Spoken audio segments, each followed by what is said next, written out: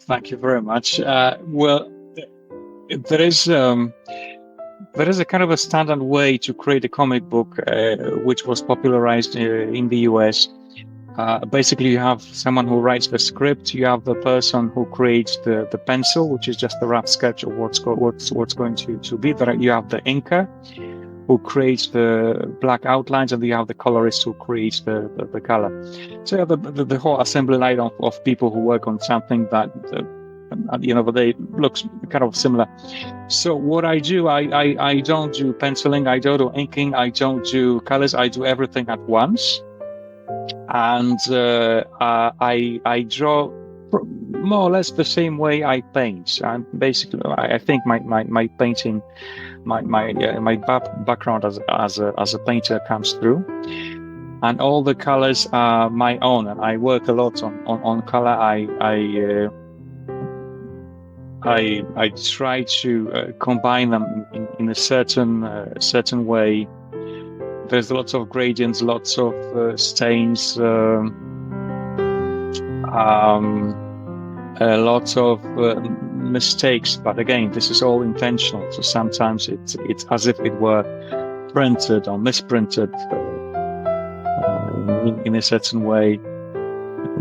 So maybe that's why. Well, look, thank you very much for noticing, because not everybody does. And welcome back to Living the Next Chapter, the author podcast. We get to travel the world and meet amazing people that you haven't met yet, maybe, but now you're going to fall in love with. And Thomas is here with me, and I'm in Canada. Wait till you hear where he's from and where he's at. It's amazing. The internet is so cool that you can have these great connections with awesome people and have time. So Thomas has made time in his calendar to be here. So great to have him here. Thomas, welcome to Living Next Chapter. Thanks for having me. Excellent. I'm excited to have you here. You have so many things that you put into the world: illustrations, photography, writing. You do a lot, and you have time for us, which is amazing. Like I mentioned, I'm in Canada. Thomas, tell everybody lean forward right now. Thomas, tell everybody, where are you in this big world of ours? Switzerland and Zurich. Come on. Specifically. Come on. Wow. That's okay. Now, I have never been there. So if I flew out to Zurich and I met you, where would you take me in Zurich for a Canadian who's never been to Switzerland? Where would you take me first so that I could experience the beauty and the wonder of where you live? Where would we go first? Okay, that's a good question. Well, Zurich is very specific, and you can have you can find different, very distinct locations. So, for example, there's the Old City, which looks like a typical European town you would expect, and then there is the industrial area full of Bauhaus-like buildings.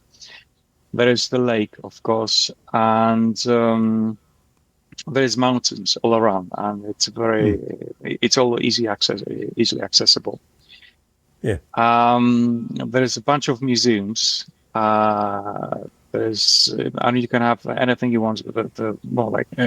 Classical museum. There's a lot of design museums, as you could expect. Swiss typography, international style. Le Corbusier museum, if you're into this type of thing. Yeah, well, probably it would be a good idea to just walk around the town and experience the different distinct parts of Zurich. All right. Yeah, so if you came to Canada to see me in Niagara Falls, obviously I'm going to take you to Niagara Falls because I want you to see that. Where else would I take you? I would take you for something Canadian. I don't know, like a beaver tail. Have you ever had a beaver tail before? There's beavers there, I suppose. It's not actually what it sounds like. It's like a cake cookie dessert. It looks like a waffle, like a beaver tail, but it's not actually. No beaver meat in it. No beavers were harmed in the making of this beaver tail, just so you know. But yeah, it makes people go, wait, what? What are you having? Yeah. So anyways, I get you a beaver tail. Speaking Yeah. of cuisine, there isn't much of it in Switzerland. Unfortunately, there's the food quality is great, but the cuisine is unfortunately non-existent. Basically, it's just potatoes and sausages. Okay. It's just All right. Well, I'm yeah, up yeah. for that. You can have some fondue if you like, Good. but Well, we could get you some Quebec poutine as well. So the French fries, well, we call them French fries and gravy and cheese curds all together, and it makes mhm. this kind of cheesy gravy Okay, potato thing. So that's another thing. That's very Canadian as well. okay, all There right. you go. So there we go. We got our plans. We got our dinner plans. I'm going to fly to Zurich. You're going to fly over to Canada, and we'll make it all happen. So It's on my bucket list. okay, all right, all right. Well, I'll hold you to that. It's good. Let's talk, Thomas. Like I'm looking through your website, like visually, for anybody, you got to go check out Thomas's website. We have a link in the chat in the show notes. But you got to go check it out because there are so many great visuals here. Like you are an amazing artist, photographer. There's a lot of different things that you love to do and you do very well. Oh, thank you very much. Talk about your website a little bit for a new person coming. What can we experience when we come to your website? Well, expected and unexpected, I guess, Yeah. because it contains all the things I've done in my life, just tiny sliver of it. So at the time, I was working as an independent photojournalist, and there is lots of shots from my travels around the world. There is a separate section dedicated to my illustrations. I used to work a lot as an illustrator, and eventually I started creating the Bablas Odyssey, the graphic novel, the ongoing series.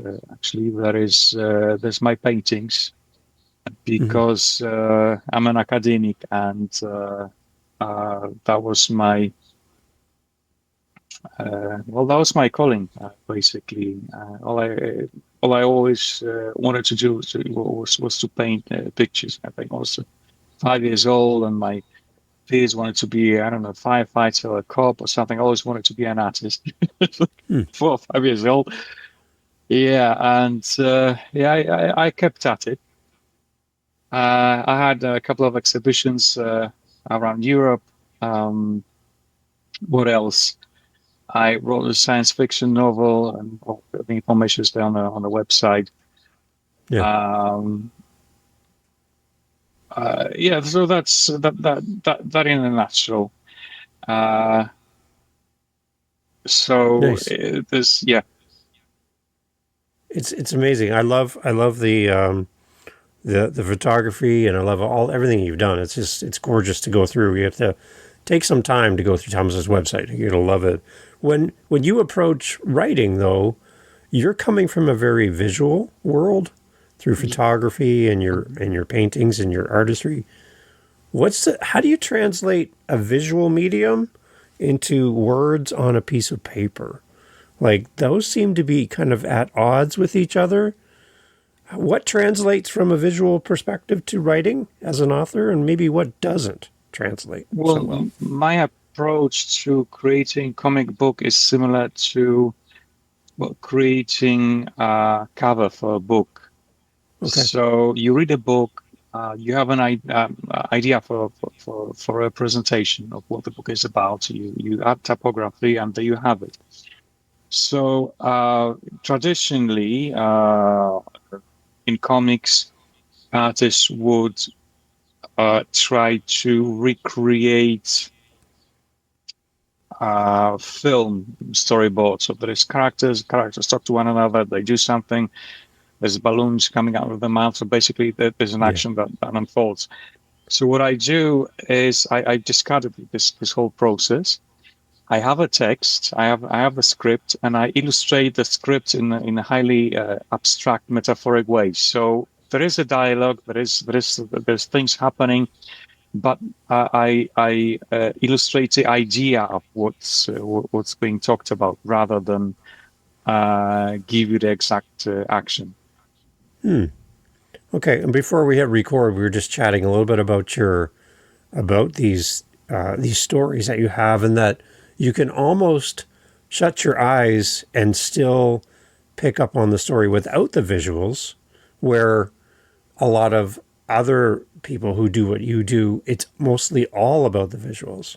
And the story is kind of not really as prominent, maybe, for the person that's reading and going through. So you have a message to what you're writing, and you're trying to portray your message through your art, right? Yes. So that's kind of really important for you as well. Can you kind of Yes. expand on that a little bit? Yes.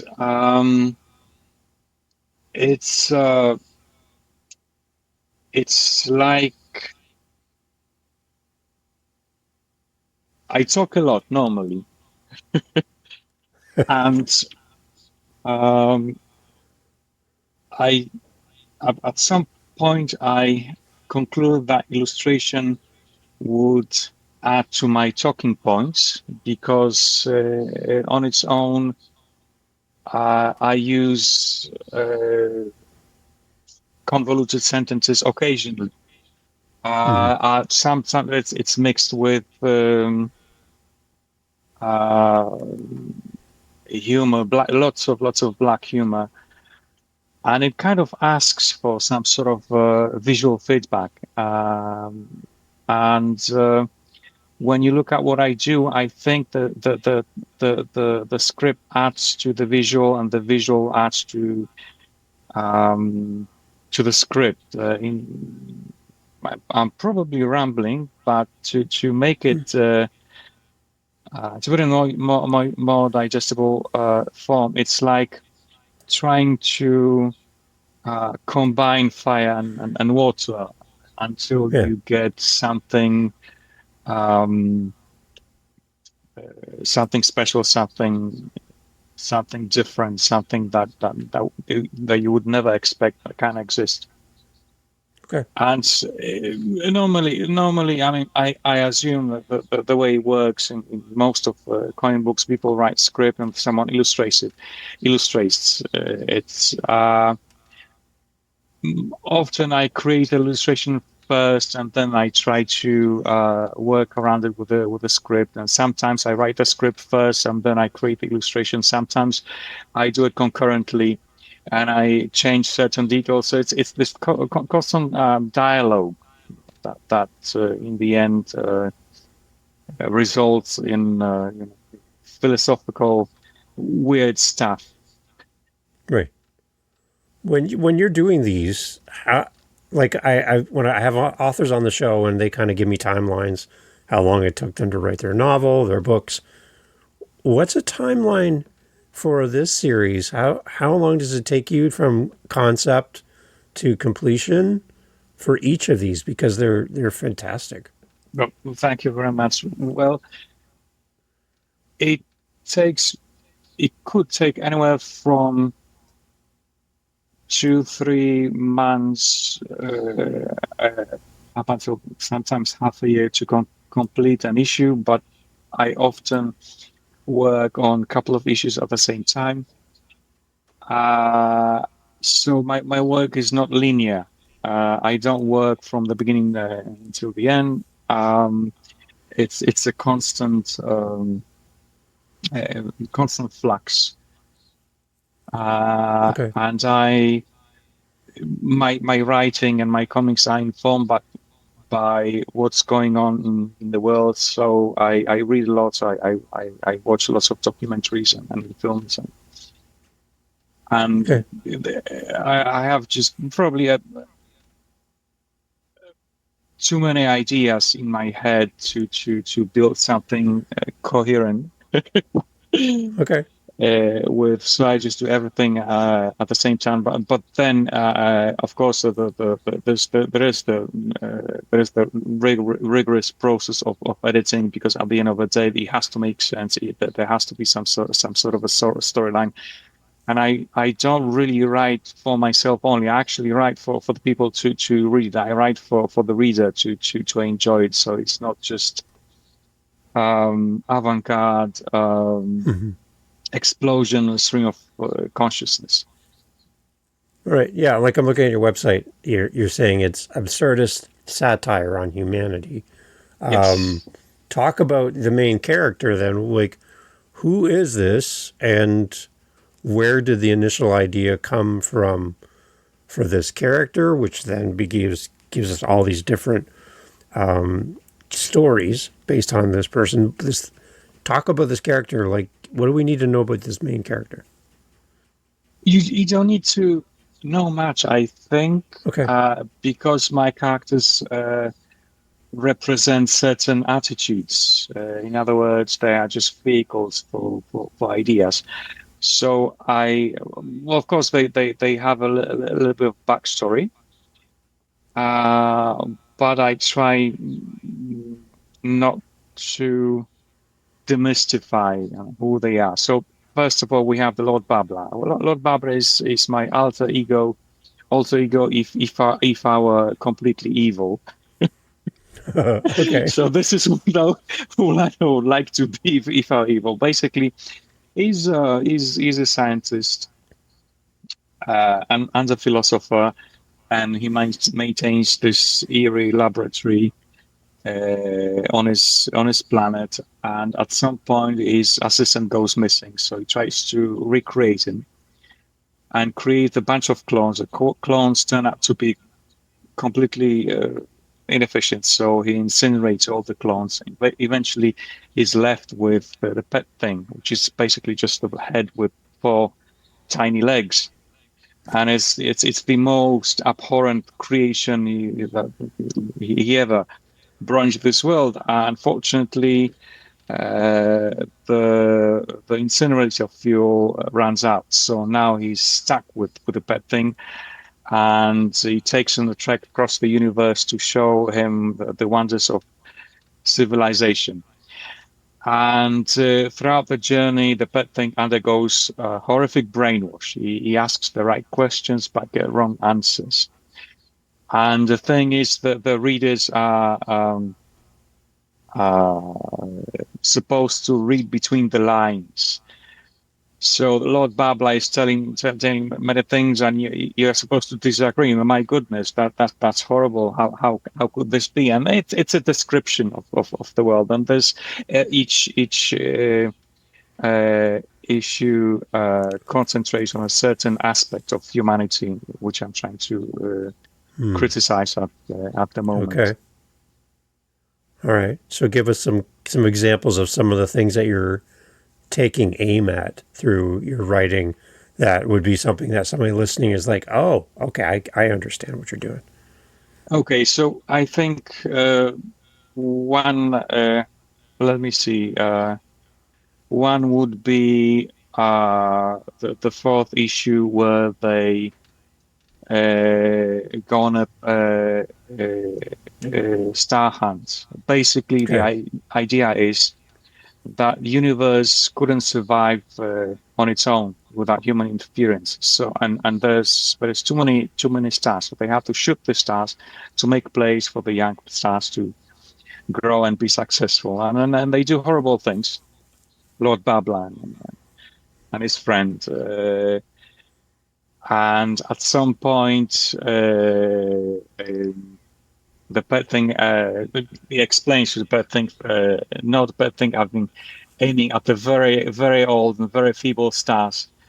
Weeding out the infirm ones helps the star population grow stronger and healthier. And the pet thing says, I actually saw you shooting several robust examples. Well, obviously you have to go through some prime specimen before you get to the weaklings. So what I'm trying to criticize here is, well, senseless shooting animals for their own good. And probably this is very unpopular in I don't know about Canada, but probably in the US, everybody shoots everything. So if you're into hunting, you may not like it.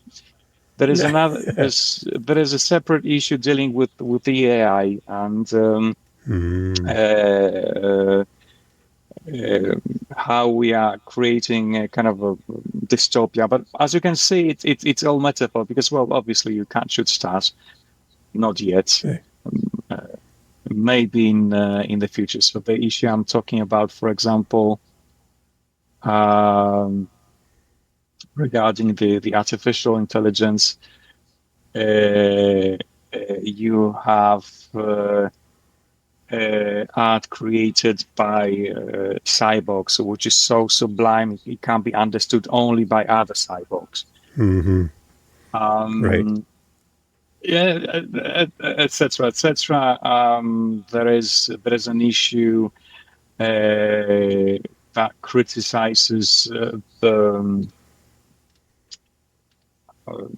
law, but as a philosophical concept. I'm not an anarchist. I'm just trying to think about why do we have laws, and what good do they do to the whole of humanity. So, for example, at some point, the thing asks, so what is the law actually? And Lord Butler says, the law is a set of rules that punish you if you do something wrong. Does the law reward you for doing something right? Obeying the law is a reward in itself.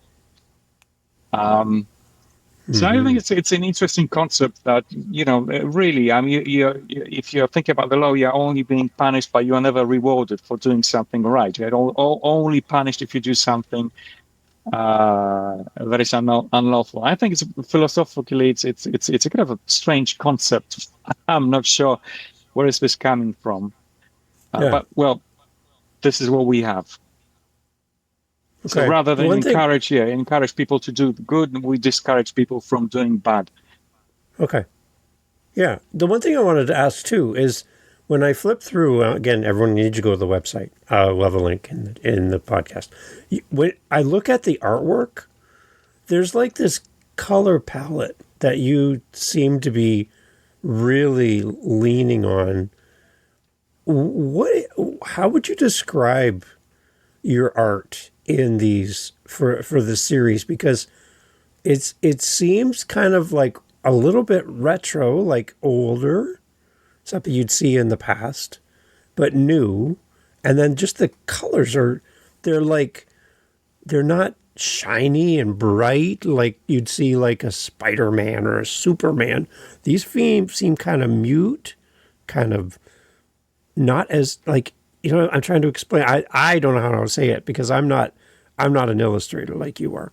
But can you talk about just kind of the colors and the tone of what you're doing? Because I see it in all the different versions and all the different chapters. They all seem to have this kind of feel and look and feel. Can you explain that from an illustrator's point of view? Okay. I'll try to. You'll try. Okay, so, good. Well, obviously, I'm influenced by the early comics of 40s, 50s, and the 60s, and all the retro aesthetic. But I don't try to recreate it. Rather, I take it as a starting point to do something new with. And I'm autistic, which is just a fancy word for a crazy person, which means that the colors you see in the comic, this is how I see the world. Everything is at full volume all the time. Oh, yeah. Okay. And I noticed that at some point, for example, I walking down the street and everything is like really attacking my senses. And at some point, I realized that I'm the only one who sees the world this way.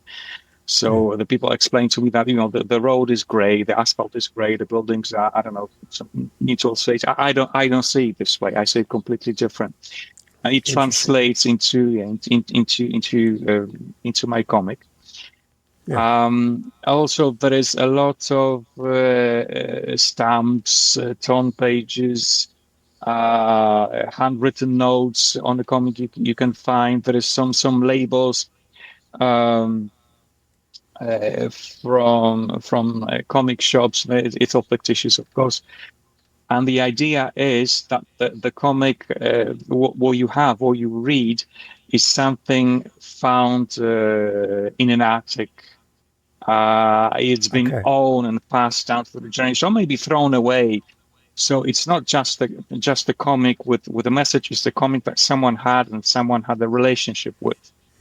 Yeah. So I think it adds another layer of history, another message.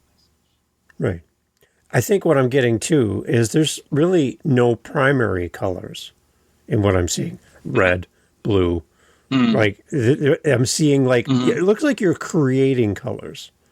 Right? Oh, It just thank you feels very like these much. are colors I haven't seen before. Oh, And okay. seriously, like it doesn't it and it works, right? There's like a kind of an interesting green, and then there's the on Odyssey's like a pink on green, and I'm like, that's interesting combination. And everything I flip through, it feels like you're going in a totally different direction than what other people would naturally do, and that's what makes you stand out, I think. Thank you very much. Well, there is there is a kind of a standard way to create a comic book, which was popularized in the US. Basically, you have someone who writes the script. You have the person who creates the pencil, which is just a rough sketch of what's Yeah, going to be. There, you have the inker who creates the black outlines, and you have the colorist who creates the color. yeah, So you have the whole assembly line of people who work on something that at the end of the day looks kind of similar.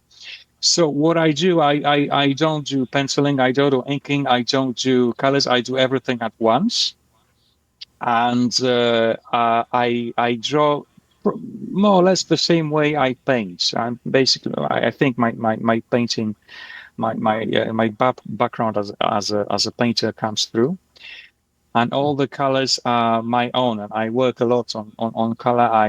yeah. I try to combine them in a certain way. There's lots of gradients, lots of stains, um, lots of mistakes. But again, this is all intentional. So sometimes it's as if it were printed or misprinted in a certain way. So maybe that's why. But look, thank you very much for noticing, because not everybody does. Yeah. No, I'm drawn to these. You're right. They do feel like they were found in a box somewhere in your house from a long time ago. And you'll pull them out and go, I forgot about these. And it's just Yeah. there's like this feeling of taking you back somewhere. But these are all kind of, I don't know. It's very unique. And I just think anybody that loves visuals is really going to fall in love with these. Yeah, they're gorgeous. They're really, really good. Oh I my like them. goodness! Very Thank you good. very No, much. it's good. It's really I'm good. trying. Yeah. No, it's working. And I, like you said, like I do love that you're playing with color and the visual side of what you do and who you are translating into this medium of writing is outstanding. Because like you said, most authors have a cover. They have one image, basically. Front and back. That's it. Everything else is words on paper. And you have a chance to play here, and I think I can see a lot of your creativity in each of these editions. So it's gorgeous. Thank It's you. excellent. I think it's really rare in this at this time that people would write and illustrate their own comic at the same time. I mean, it happens, but Yeah. it's rare. It's not expected. So it's like in film. You have a script writer or script writers. You have a director. You have the DP, etc., etc. But some Yeah. directors write their own scripts, like Tarantino, Wes Anderson. Mhm. So I try to do the same, and I like writing. I like illustrating. At some point, what I try to create is something that my writing, my illustrations speak kind of a similar language.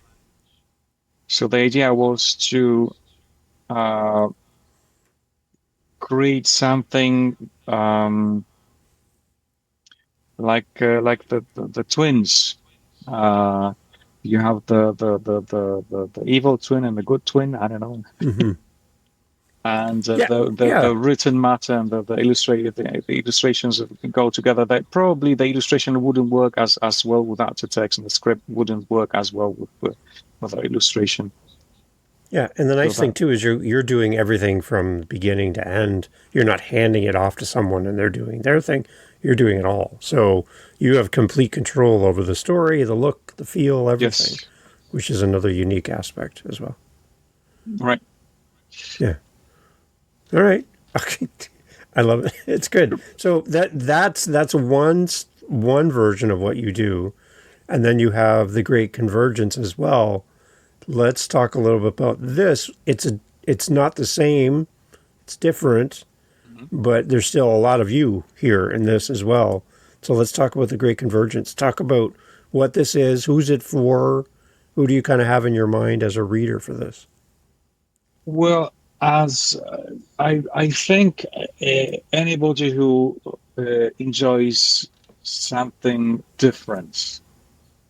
Again, science fiction, I think, as a genre, is perceived as, robots in space shooting one another, space opera, this kind of thing. But to me, science fiction is a vehicle to convey very important philosophical issues, which is what I'm trying to do. And because I'm a humorist in a way, so I try to put as much humor in it as possible. It's if you look at it, it's a tragedy, but you just laugh all the way until Hmm. everything explodes and everyone is dead. So the idea is it's a very simple idea. There is an academic, so a kind of not exactly my alter ego this time because he's a completely different, and he's a narrator for the book. He's a cantankerous, constantly angry, disappointed in his life and in his job. Nothing works. He is researching the Great Convergence, which is an event that occurred in the early 21st century that changed the whole universe. And at some point, he decides to travel back in time and finish his research on the ground. He has a time machine. A time machine is in his garage. Uh, Gets it out and travels back in time. Now, the thing is that there's a few people involved in the Great Convergence, and this is Larry, who is an art critic. And the thing with Larry is there is only one version of him in the whole multiverse. And we all have doppelgangers in different realities, but there's only one Larry in the Hmm. whole multiverse, and he jumps between realities. But he doesn't know that this is what's happening. And because most of realities are quite the same, he doesn't have a perception that something changed. Although the people around him all of a sudden realize something's out of place. There is an artist who is a really bad artist, but unbeknownst to him, he creates portals combining different realities. So basically, his sculptures, pitiful as they are, bring stuff from other dimensions and throw things back to different worlds. Hmm. Eventually, he's going to build in the best, the most incredible portal ever created that combines all the realities that ever existed. And there's a scientist who's probably a schizophrenic, and he fights a version of himself from other dimensions. And all these people are involved in creating this convergence thing. There is Scott is the narrator's nemesis, who is trying to thwart his research at all times. And the thing is, the narrator, because he doesn't have a description, he doesn't have a name, he's just a voice in your head. You can't trust him.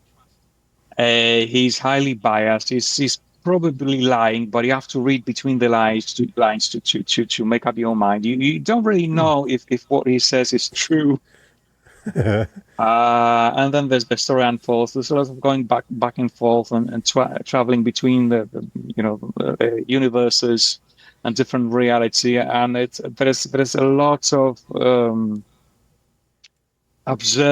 completely absurd humor. So, for example, the astrophysicist, the schizophrenic astrophysicist I mentioned, he suspects there's something wrong with him. And he always strives to ascertain whether someone he's talking to is real or not. And sometimes he guesses right, sometimes he guesses wrong. But the thing is, he has a plush toy crocodile on him, and he talks to his toy crocodile all the time, and he never happens to doubt that the crocodile isn't real. The crocodile is his friend, and he trusts him, and he helps him. So this is the only friend he has that he always trusts. Okay.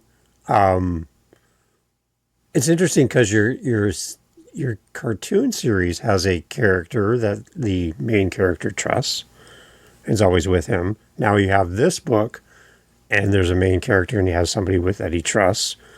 Why is that so important for you? Do you have somebody yourself that you trust in the same way that your characters have these people, and these characters they trust that comes along with them? And I actually have a plush crocodile, albeit I don't talk to it. He's a really trustworthy plush. Okay. So the thing is, good listener. With the pet thing, it's not that he trusts Lord Babla. He doesn't have any choice. He doesn't know anything. He's just looking with his eyes wide open at the world, and he basically eats everything that Lord Babla gives him to eat. Yeah. What could he say? Now with Timothy, the astrophysicist, he has someone he trusts because everything else seemingly falls apart. So. Not sure. I mean, this happens only once. That there's plenty of, for example, the narrator, he doesn't trust anyone. Okay. But again, he's biased. So, oh, by the way, there is one thing that might be interesting about the Great Convergence. And usually, people depict future, like, I don't know, 500 years into the future, 1,000 years from now, something like that, something tangible, Star Wars, Yeah. So what I did, I placed the narrator 10 million years into the future. Okay, so screw it, all the whatever, and everything is so and everything is so different. It's like unimaginable, and I'm not trying to describe the technology, rather I'm describing what's happening. So for example, they have a lab in which they grow universes so they can experiment on them the same way you would experiment on mice. And at some point, the narrator writes he needs a couple of universes to run the test on. His request is denied. He's really angry, and that there's also the demonstrations of people, some saying that experimenting on universes is unethical, but to hell with them. Yeah, things like that. Okay. The one thing I have this: what's the significance of 2022 as a travel point? Is there something significant for that year for you personally? Like, why pick 2022? Is that part of the story? Well, it was the year I wrote the novel, so I was writing it. Okay. Exactly. So I think I wrote it in about the same time. So the idea was when it gets out, people would be reading about something that's happening right now. Okay. So it's you're reading a book that happens in 2022. From the perspective of somebody from 10 million years. That was So that was the idea. Okay, it's a very interesting. I like that you just go big with a number. Like, well, why be like 3 years in the future? Let's go big. 10 million years from now, what's it going to be like? That's very interesting that you went that far. It gives you a lot of freedom, I guess, to write as well, so because you for can make up example, anything. you can make up absolutely anything. This is why they have time machines in garages. And there is, for example, at some point there's a meeting at the university for the professors, and there is a fountain of time. And it has different spouts, and the instead of water, there's different streams of time coming out of the fountain. At some point, there's the event photographer that falls into the fountain. They drag him out, and because he got stuck in the fountain for too long, his limbs react to all the streams of time. So his hand is old. His ear is very young, and it's completely mangled because of that. So again, there's lots of like abstract ideas. What can you do with with the reality like 10 million years into the future? Yeah. So it's really enticing. And how would you even describe it? Right. And what they do. They change reality without any specific machinery. What they do, it seems like magic, but you know that there is a logic behind. They know what they are doing, and they're doing something specific. So at some point, that the narrator just reshuffles objects around the house, and things just start happening. So it's like a completely like magical world. 10 million years into the future. 10 million and two, right? Yes. You're 10 million and so two. yes, of course, you have to have the two there. Yes. Well, I'm happy to hear that in the year 10 million and two, there still are garages. That's good to know. That's nice to know.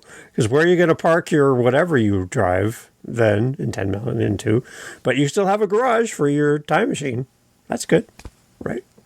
So if you make garage doors, you'll be in business for the next 10 million years. So that's good to know. I depict that the way it looks like it resembles, roughly resembles the 50s, the reality. Okay. Apart from the fact that everything's completely like magical and different and it feels like David Lynch film. Mm. Okay. It's a good visual. What was the concept and the idea for this? Where did this come from for you to write this book? Well, the idea was, again, to describe the humanity, to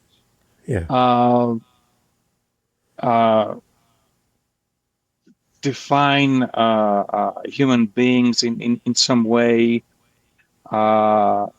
define the meaning of life that we have and we don't have, and there's lots of humor. It's indirect, so it's not the boring philosophical treaty or right. Yeah.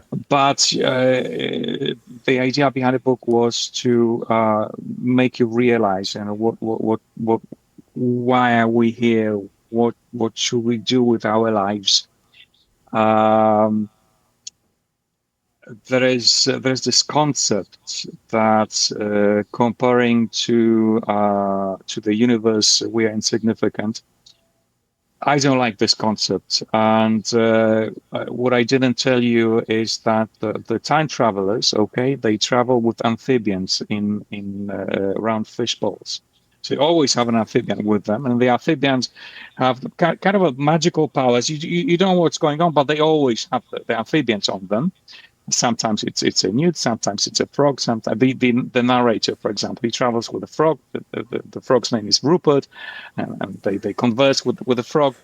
Yeah, of course. So at some point, he's getting back to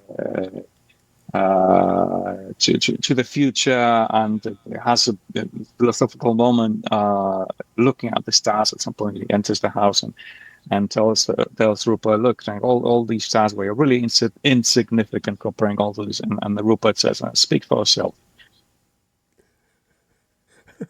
I like it.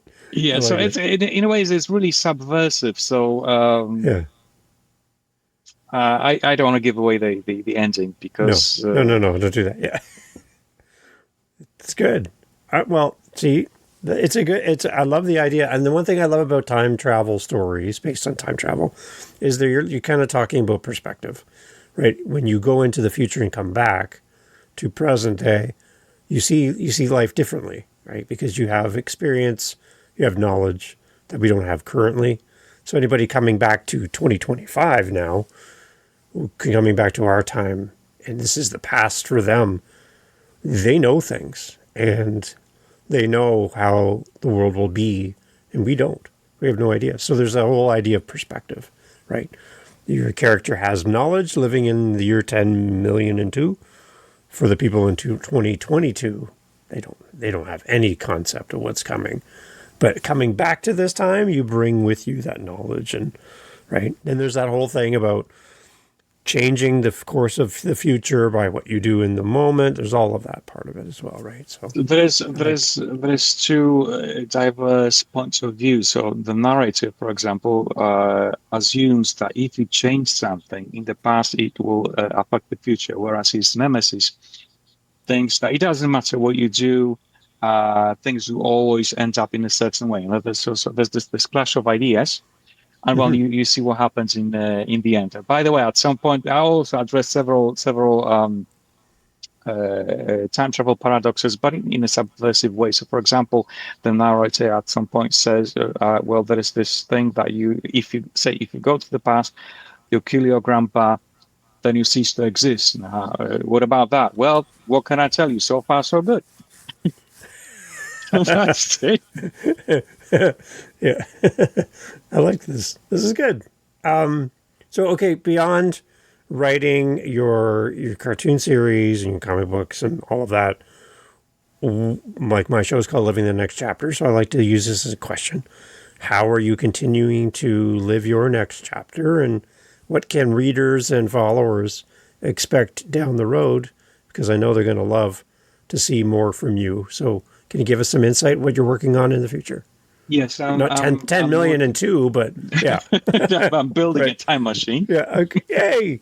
All right. It's about time. I built a prototype of a mind controlling device. It's working. It's working on me right now. I tried it on my cat. Unfortunately, the cat got diarrhea, and I got a triple electricity bill in the meantime. But who knows? Maybe it changes in the future. There you go. You can go into the future and fix that. Yeah, for example. Okay. Yeah. Okay. I'm working. In the meantime, I'm working on the Bablas Odyssey series, and the next chapter would continue with 10 issues planned. 10 already exist, but there's going to be another 10, and then I'm not sure. Maybe I will take a vacation, but it will take me time to get that. All right. So this is, in the meantime, this is the main thing that I'm doing creatively. Yeah. Well, my encouragement to you: keep creating the colors, keep creating the art. It's nice to see the world through your eyes as a reader and as a fan of what you do. So just keep doing that, because I love seeing the world in someone else's perspective. So Thank you very much. I really enjoy it. So I would encourage everyone to go check out your website again to see what we're talking about here in real time, and also to follow Thomas's journey and just and support him. Like when you buy his books, wherever you purchase them, leave a great review as well. I know Thomas would love to hear your thoughts and your comments. It gives him some direction, maybe. And if you're listening to this episode in the year 10 million and two, I hope that Thomas lived up to your expectations through all of his writings and creativity, because the future looks bright, Thomas. I'm so excited to have you on the show. Thank you very much. A lot of fun. Excellent. Any parting words for our audience and our readers that are listening and excited to connect with you, Thomas? Like I said, any reviews, any thoughts, anybody can contact me and lodge their complaints if they wish. So I typically write back. maybe not immediately, but and the feedback is really highly valuable to me, needless to say. Excellent. Yeah, It's great, Thomas. Yeah. so Very much. good, Thomas. Thank you for the patience, by the way. Yeah. No, it's Listening great to to all have the you on the rambling. show. Oh, no. It's been amazing, and I'm really excited to have you here. And I'd love to have you come back in the future. Let's celebrate some new things that come down the road. Let's bring you back. Would love to. I love it. Awesome. Everyone, all information is always in the show notes for Thomas. Go check it out. You'll love his art. You'll love all of his writings and everything he's creating. It's really beautiful. Thomas, I have one piece of homework for you. I need some photos of your beautiful place that you live. Some mountain, something. If you could send me some photos, Sure, I'd love to see what you see every day. I would love to see some photos. Absolutely, So absolutely. that'd be wonderful. I've taken many shots in Switzerland. Yes. Excellent. Thomas, thank you so much for being on the show, everybody. Go follow Thomas. Make sure that you pick up a book from him and all of his writings, and share this with someone else as well that you know will love it. Thomas, again, thanks so much for being on the show. Thank you. Hey, thank you so much again for pressing play. As you've heard, great guests on the show. And one thing you didn't hear in this conversation is what? What did you not hear? Think about it for a second. That's right. Not a single solitary commercial for a mattress or a supplement or a whatever you call it. No. Why? Because we don't want to break up the conversation with commercials. So the fact that you're still here means that you are a fan of the show, I'm assuming. So if you want to help to keep the podcast going and to make me feel really happy, all I really care about is coffee, okay? I just got to be honest. I love coffee. I'm drinking one right now. It's starting to get cold. I need to warm it up. Helping us with our Buy Me a Coffee link over at livingthenextchapter.com and also in the show notes helps kind of keep the lights on around here. Remember, I'm doing this for free. I'm paying for everything. So I would love to have a little coffee donation, even $5 kind of fills up my cup. And I would love to enjoy a coffee from you. So if you're interested, again, thank you for listening. But you can use our Buy Me a Coffee link and fill up the cup. Thanks for being here.